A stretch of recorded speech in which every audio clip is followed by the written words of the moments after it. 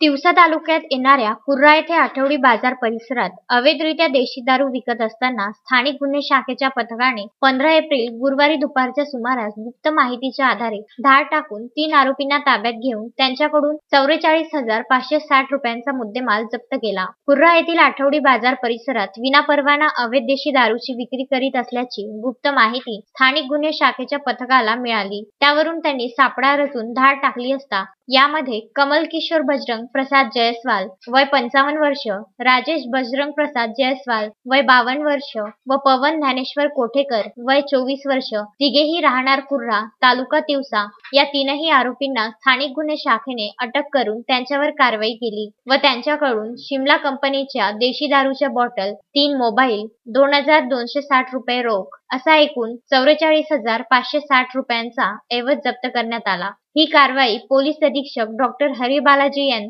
अपर police अधीक्षक श्याम घुगे यांच्या मार्गदर्शनाखाली पोलीस निरीक्षक तपन कोल्हे यांच्या आदेशावरून विजय गराड, सुनील केवतकर, संतोष तेलंग, बळवंत दाभणे, मंगेश लकडे, चंद्रशेखर खंडारे, संदीप नेहारे आदींनी केली आहे। रामचंद्र मुंदाणे, विदर्भ न्यूज, तिवसा।